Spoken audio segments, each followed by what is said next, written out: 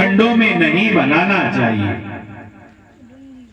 2 खंडों में जो लिंग बनता है उसका लाभ कम मिलता है। अब पार्थिव शिवलिंग किससे बनाया जाए, कौन सी सामग्री लगनी है? शिवलिंग अखंड चरण लिंग की पूजा संपूर्ण फल को देने वाली होती है।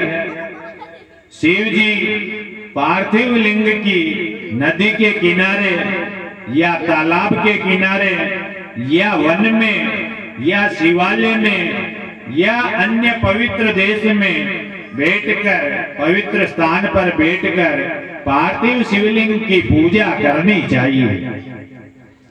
उसके लिए शुद्ध स्थान की मिट्टी होनी चाहिए, या तो तीर्थ की गंगा की मिट्टी हो या तालाब की बढ़िया शुद्ध मिट्टी हो या किसी देवालय के तुलसी के गमले की शुद्ध मिट्टी हो।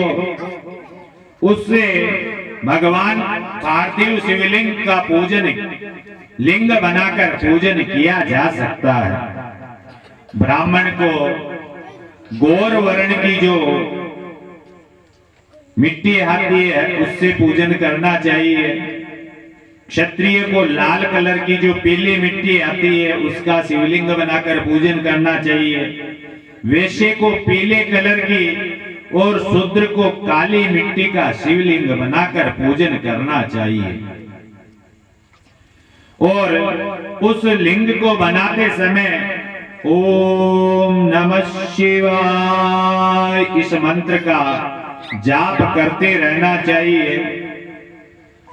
पार्थिव लिंग की श्रद्धा से जो पूजन करता उसके दैहिक, दैविक, भौतिक तीनों प्रकार के ताप मिट जाते हैं। पार्थिव शिवलिंग अनेक कामनाओं की पूर्ति करता है।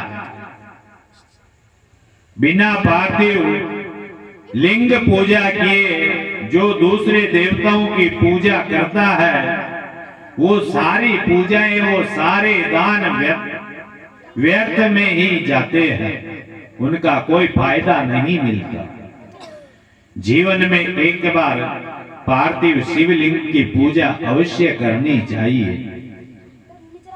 सूत जी महाराज कहने लगे, हे ब्राह्मणों, हे ऋषियों, आह्वान करके फिर प्रतिमा का पूजन प्रतिष्ठा करनी चाहिए।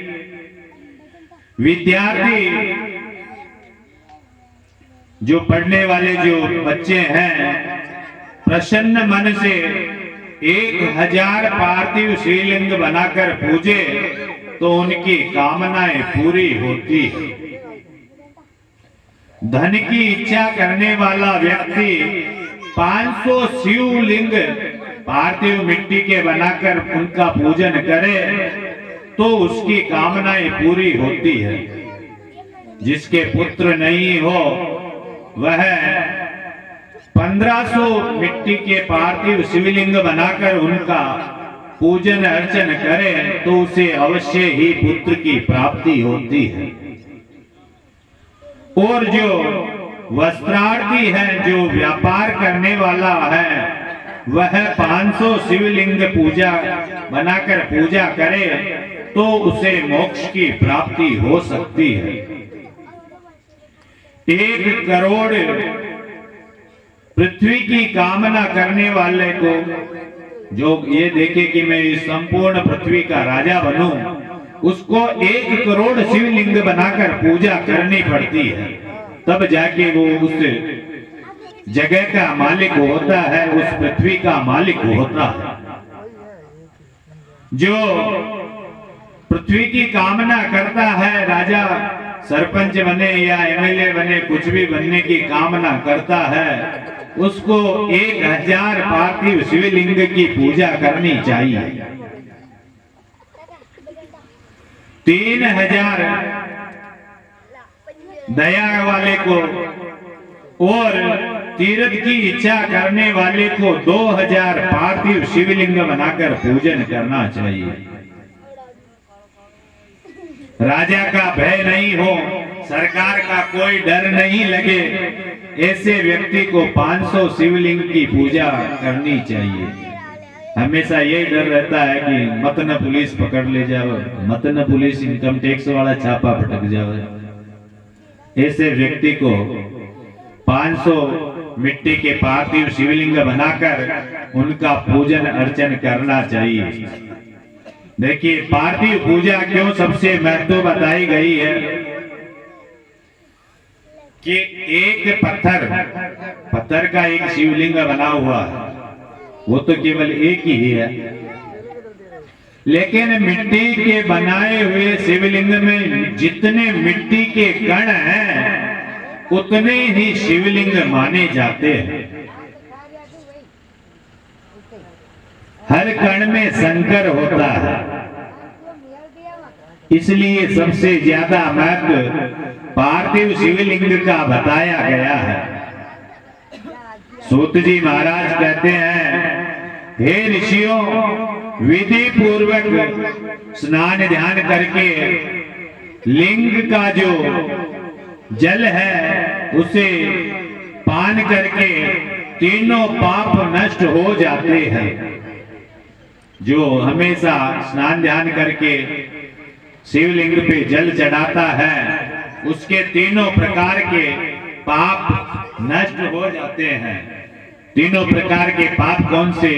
मनसा वाचा कर्मणा, मन से किया हुआ, वचन से किया हुआ या कर्म से क्रिया से किया हुआ पाप। आपने कोई पाप नहीं किया और आपके मन में आ गया कि आज तो फलाने के खेत की जवार काट के लानी है और वो आप जवार काट के नहीं लाए, केवल मन में आया, ये एक प्रकार का मन का पाप हो गया। अपने मुंह से किसी के प्रति कोई अपशब्द कह दिया, किसी को गलत शब्द कह दिया जिससे उसकी आत्मा को कष्ट पहुंचा, ये वचन वाला पाप हो गया। और तीसरा पाप होता है कर्मणा, कर्म से किया गया पाप कि मन में आया था कि जवार काट के लाएंगे और हकीकत में ही जाकर रात को जवार का भारा बांध के ले आए, ये हो गया कर्म से किया हुआ पाप। भगवान शंकर के ऊपर नित्य स्नानादि करके जल चढ़ाने से मनसा वाचा कर्मणा तीनों पाप नष्ट हो जाते हैं। सूत जी महाराज कहने लगे, ऋषियों, जो कथा, जो रुचि नहीं रखता है शिव कथा में, उस मानव का जीवन निष्फल है, उसके जीवन का कोई मतलब नहीं है। जिनके मुख में भगवान शिव का नाम है, जो अपने मुख से सदा शिव का नाम जपता है, भगवान शंकर का नाम उच्चारित करता है, पाप उनको स्पर्श भी नहीं कर पाते हैं। जो हमेशा भगवान शंकर का नाम जपता रहता है, ओम नमः शिवाय, ओम नमः शिवाय मन में जपता रहता है, पाप उसके पास भी नहीं जाते हैं। भगवान शिव को नमस्कार करके खादिर के वृक्ष की अंगार को जो छू ले, ऐसा कोई साहस किसी में नहीं है। पाप इतने भयंकर हैं, लेकिन भगवान शंकर का जो नाम जपते हैं, वो खेर के वृक्ष में जिस प्रकार आग लग जाए और उस खेर के वृक्ष को कोई पकड़ सकता है क्या?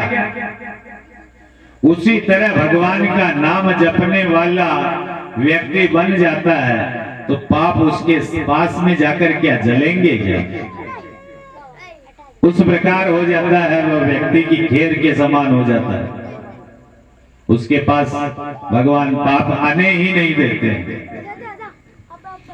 और जो शिव जी का नाम गंगा, विभूति, यमुना और रुद्राक्ष, सरस्वती के रूप में धारण कर लेता है, उसको तो समस्त पापों से छुटकारा पाकर सीधा शिव लोक की प्राप्ति हो जाती है।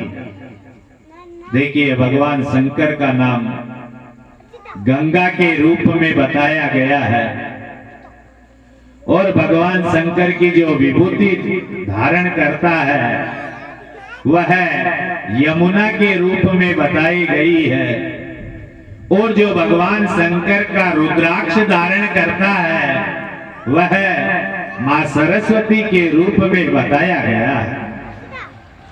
हर व्यक्ति के गले में रुद्राक्ष होना चाहिए, लेकिन रुद्राक्ष का भी नियम पालन भी होना चाहिए। केवल पहनना, पंडित जी ने कहा कि पहन लिया, लेकिन उसके लिए फिर नियम भी बनाया गया है। केवल पहन के और उल्टा पाप का दोषी नहीं बनना है। पहन रहे हो तो उसको माला में इस प्रकार पहनो कि जब भी शयन करने का समय आए तो उसको उतार के भगवान की ताक में रख दिया। रुद्राक्ष कभी भी पहन के सोना नहीं चाहिए, क्योंकि सोने के बाद में किसी को कोई भान नहीं होता। कुछ क्रियाएं ऐसी होती है जो रुद्राक्ष पहन के नहीं की जाती, और रुद्राक्ष पहनने के बाद में उस व्यक्ति के समस्त रोग नष्ट हो जाते हैं। बीमार कभी नहीं पड़ता, सारे पाप नष्ट हो जाते हैं। शिव के नेत्रों से जो जल बिंदु गिरा ना, आंसू जो गिरे हैं, भगवान शंकर के आंखों से जो आंसू गिरे हैं, उन आंसुओं से ही ये रुद्राक्ष बना।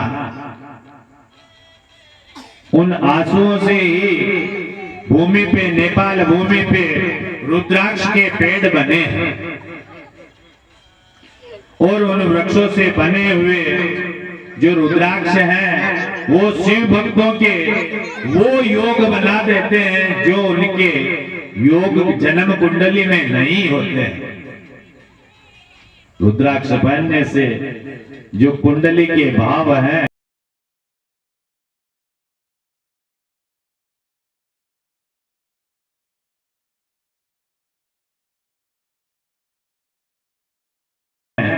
वो भी गलत भाव है, वो भी शुभ फल देने लग जाते हैं। इतना महत्व है रुद्राक्ष का। रुद्राक्ष संत लोग पहनते हैं। आपने देखा होगा कहीं कि कोई चोटी में पहन रखा है, कोई हाथ के बाजू में पहन रखा है, कोई कलाई में पहन रखा है, कोई गले में पहन रखा है, कोई कान में पहन रखा है। सबको रुद्राक्ष पहनने के लिए अलग अलग संख्या बताई गई है। अलग अलग अंग पे अलग अलग रुद्राक्ष बताए गए हैं। चोटी में 3 रुद्राक्ष पहने जाते हैं। आप हम नहीं पहन सकते, लेकिन जो संत लोग होते हैं, महात्मा लोग होते हैं, शिव भक्त होते हैं, वो पहनते भी हैं। दाएं और बाएं कानों में 6-6 रुद्राक्ष पहनते हैं, और गले में, कंठ में 101 रुद्राक्ष पहने जाते हैं, और भुजाओं में 11-11, कोहनी पे और मणिबंध पर 11-11 रुद्राक्ष धारण किए जाते हैं। कमर में 5 और जनेऊ में 3 रुद्राक्ष धारण किए जाते हैं। जितने रुद्राक्ष धारण किए जाते हैं वो सभी शिव स्वरूप होते हैं, साक्षात भगवान शंकर के रूप में होते हैं। दूसरा प्रकार, चोटी में 1 रुद्राक्ष, सिर में 30 रुद्राक्ष, गले में 50 और भुजाओं में 16-16 रुद्राक्ष, और 12 दोनों स्कंधों पे, दोनों भुजाओं पे, और 500 स्कंधों में और जनेऊ में 108 रुद्राक्ष धारण करें। 1000 रुद्राक्ष जो धारण करता है उसको देवता लोग भी नमस्कार करते हैं, प्रणाम करते हैं। और तीसरा, जिसकी चोटी में 1 रुद्राक्ष हो और मस्तिष्क में 40 रुद्राक्ष हो, कंठ में 32 और हृदय में 108 और कानों में 1-1 और भुजाओं में 6-6 या 16-16 और कलाइयों में 12-12, ऐसी प्रीति पूर्वक इच्छा अनुसार जो रुद्राक्ष धारण करता है उसको संसारी सभी वंदन करते हैं। रुद्राक्ष धारण करने के भी अनेक मंत्र हैं जो क्रम से ओम ह्रीं नमः चोटी में धारण कर रहे हैं। ओम ह्रीं नमः, ओम नमः क्लीं नमः, ओम ह्रीं नमः, ओम ह्रीं नमः, ओम ह्रीं ओम नमः इत्यादि मंत्रों से रुद्राक्ष धारण किया जाता है। बोलिए काशी विश्वनाथ भगवान की। भगवान सूत जी महाराज वर्णन करते हुए सोनकादि ऋषियों से कह रहे हैं कि हे सोनकादि ऋषियों, आपने विद्येश्वर संहिता का व्याख्यान सुना है। अब शिव पुराण की जो द्वितीय संहिता आती है, रुद्र संहिता, उसमें कामदेव और नारद का प्रसंग आता है। एक बार नारद मुनि तपस्या के लिए हिमालय की तलेटी में चले गए और वहां तपस्या करने लग गए। ऋषि लोग कहने लगे कि हे सूत जी महाराज, निर्गुण महेश्वर सगुण कैसे हो जाते हैं? हम इस विचार का शिव तत्व नहीं जान सकते। व्यास जी महाराज के जो कृपा पात्र शिष्य थे सूत जी महाराज, उन्होंने कहा कि हे ऋषियों, आपकी शिव जी में जो अटल भक्ति है वह शिव कथा में निष्ठा है।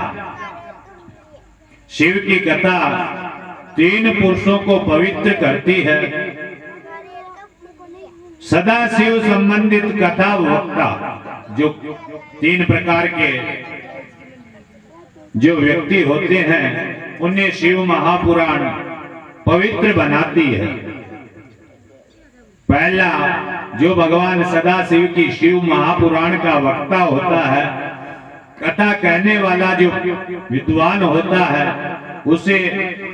दूसरा, शिव के बारे में जानने वाला, पूछने वाला जो होता है उसे। और तीसरा, जो शिव की कथा सुनता है उसे। इन तीनों प्रकार के व्यक्तियों को ये शिव महापुराण पवित्र बनाती है, निर्मल बनाती है।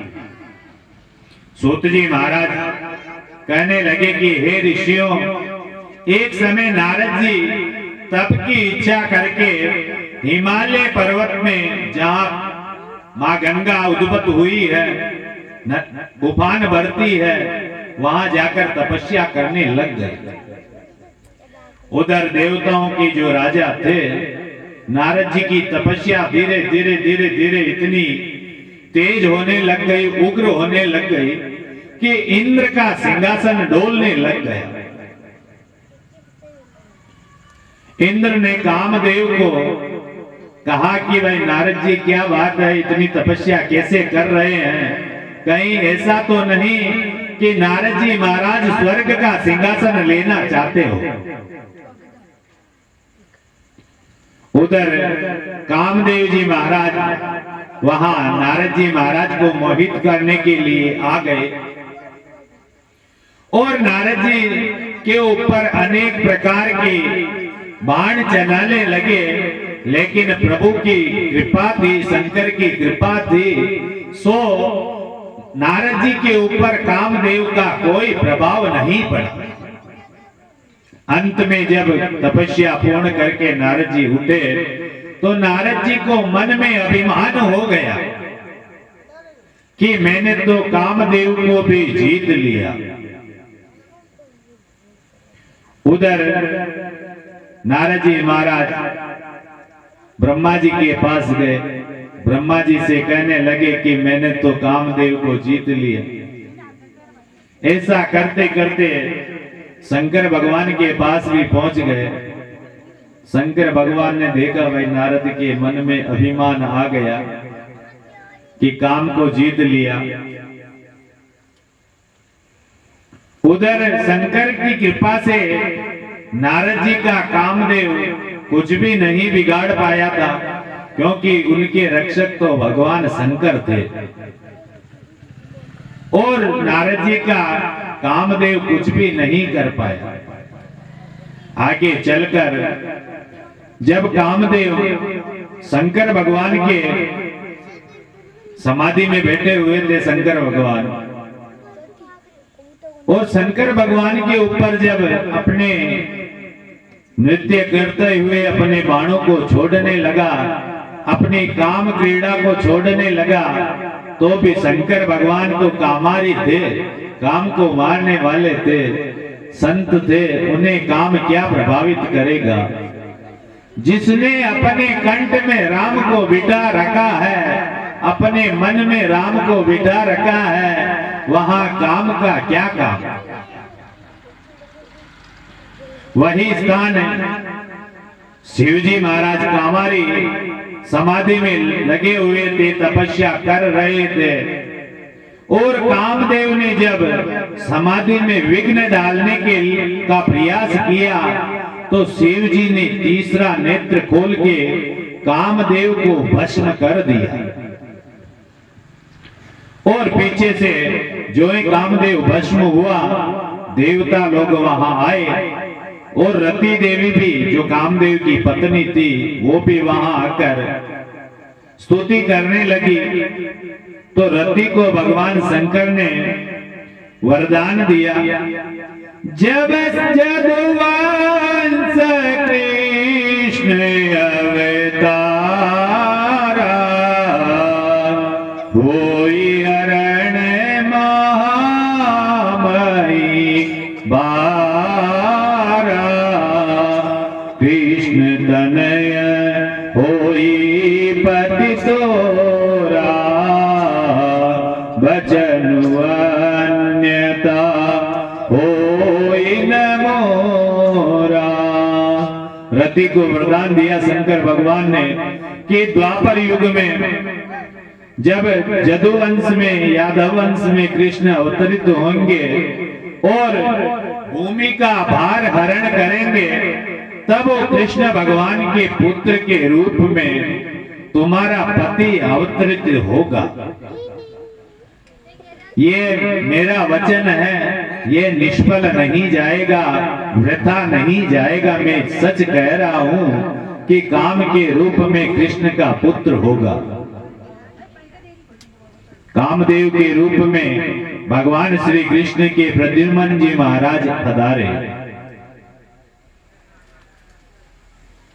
कामदेव ने देवराज के पास जाकर सारा वृतांत सुनाया, और वसंत के स्थान पर चला गया। सूत जी महाराज कहने लगे कि जब ब्रह्मा विष्णु और भी शंकर के माया को नहीं जान पाए, तो नारद जी भी काम पर विजय का अभिमान लेकर शंकर को प्रसन्न करने के लिए भगवान शंकर के पास अभिमान को लेकर चले गए और सारा समाचार शिव जी को सुना दिया। शिव जी ने देखा कि नारद जी महाराज के मन में काम की विजय का अभिमान आ गया है, सो इस अभिमान को मिटाना तो पड़ेगा। शिव माया से मोहित होकर नारद जी महाराज विष्णु लोक में जा पहुंचे। विष्णु लोक में जाकर नारद जी ने वही सारा वृतांत भगवान विष्णु को सुनाया। भगवान विष्णु ने कहा कि नारद जी आप आत्मज्ञानी हैं, आपको अभिमान शोभा नहीं देता। आप पर कामदेव की माया का प्रभाव कैसे हो सकता है? नारद जी महाराज भगवान से पुनः अभिमान में भरकर कहने लगे कि भगवान सारा समाचार सुना